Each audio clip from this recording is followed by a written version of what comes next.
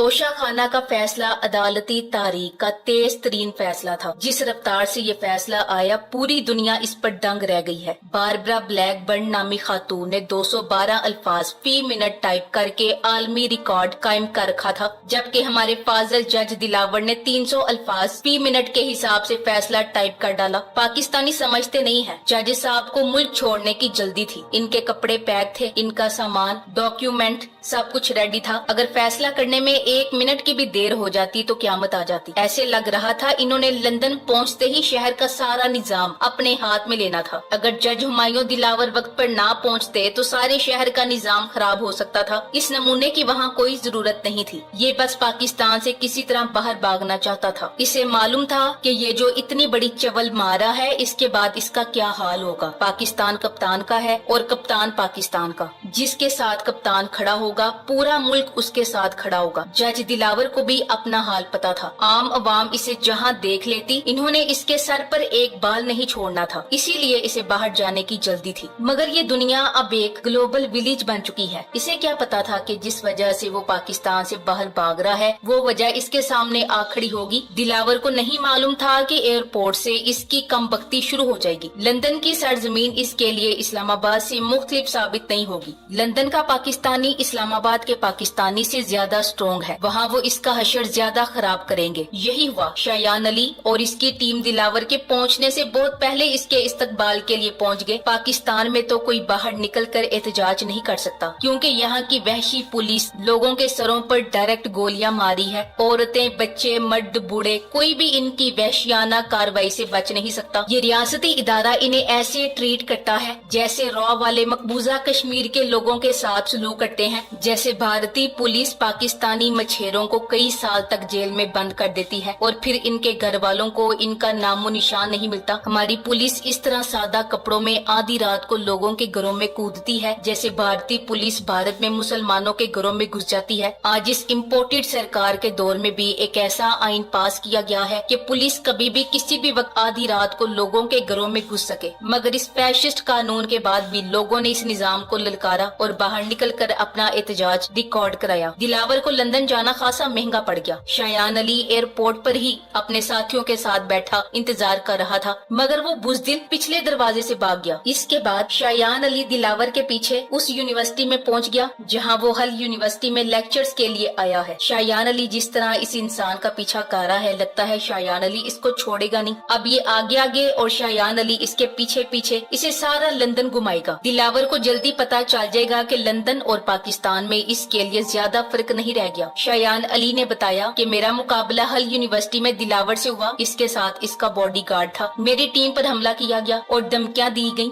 जज दिलावर तू कहाँ भागेगा, तुझे हर जगह इमरान खान का जुनून मिलेगा। इस गंजे बंदे जिसका नाम प्रोफेसर नियाज शाह है ने शायान अली पर हमला किया। इसकी टीम मेंबर से मोबाइल फोन छीना, जैसा कि वीडियो में देखा जा सकता है, और बकौल शायान अली इन गुंडों की जानिब से शायान अली और साथियों को धमकियां दी गयी। जज हुमायूं दिलावर भी वहाँ मौजूद था, जिसकी शायान और इसकी टीम को देकर हवा निकल गई और वहाँ से दुम दबाकर भागा। अब इन्हें गार्ड रखकर ही अपनी हिफाजत करनी होगी, क्योंकि खान साहब की गिरफ्तारी के बाद लोग बहुत गुस्से में हैं और कोई भी गुस्से में कुछ भी कर सकता है। शायान अली भी इनसे बस पूछने गया था कि तुमने पाकिस्तान में रूल ऑफ लॉ को बिल्कुल तबाह क्यों कर दिया है। और शायद आज हमारी नौजवान नस्ल के हर बच्चे के जहन में यही सवाल है कि पाकिस्तान में इतनी बेदर्दी से रूल ऑफ लॉ को क्यों तोड़ा जा रहा है। और सबसे ज्यादा शर्म की बात उन सहाफती तवाइफों के लिए है जिन्होंने इस वायलेशन का झूठ बोल बोल कर डिफेंड किया है। जज हुमायूं दिलावर के फैसले और फुर्तियों पर तहरीके इंसाफ को तो तहफुजात है ही, मगर तमाम माहिर कानूनदान, सहाफियों और दीगर तज्जियाकारों की भी राय यही है कि कैंगरू ट्रायल के तहत जो फैसला चेयरमैन इमरान खान के खिलाफ दिया गया, इसका इंसाफ और कानून की किसी किताब से दूर दूर तक कोई ताल्लुक नहीं। जज हुमायूं दिलावर की बीवी का एक बयान भी सोशल मीडिया पर वायरल हो रहा है, जिसमें इनका कहना है कि मेरे शोहर पर ऊपर से प्रेशर था, दिलावर को लालच और टास्क दिया गया। खुदा के लिए हमें और खानदान वालों को कुछ न कहा जाए, हमें इस्तेमाल किया गया। पूरी कौम की तरह हम भी जानते हैं ये फैसला एक तरफा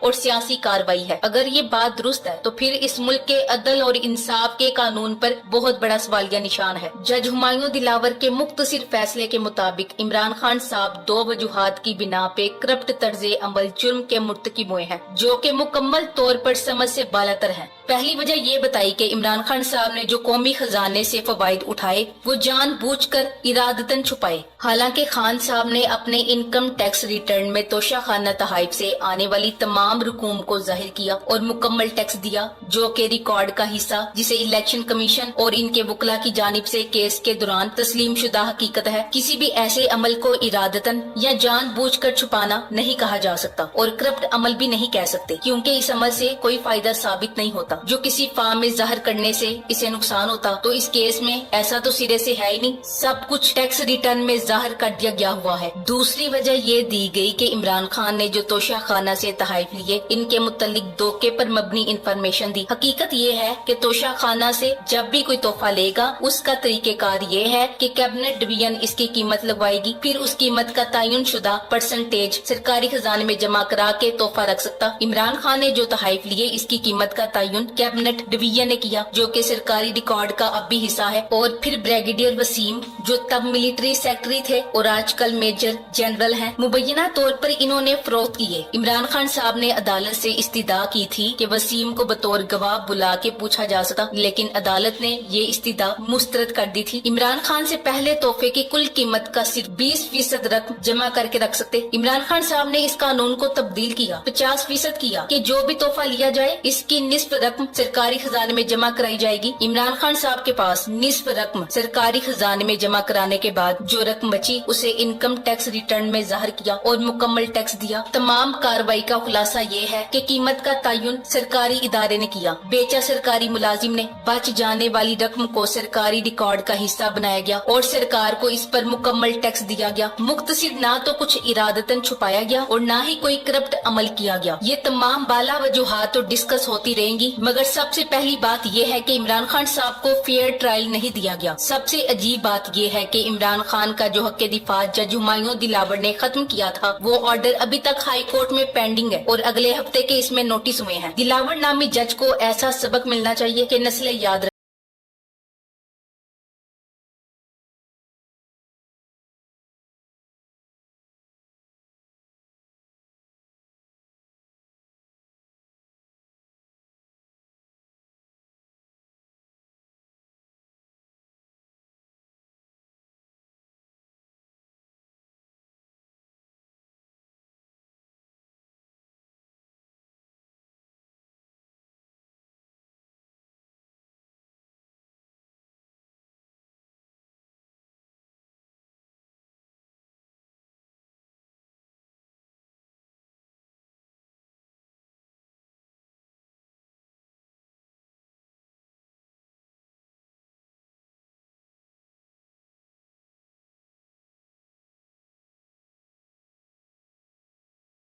فار واچنگ۔ اللہ حافظ۔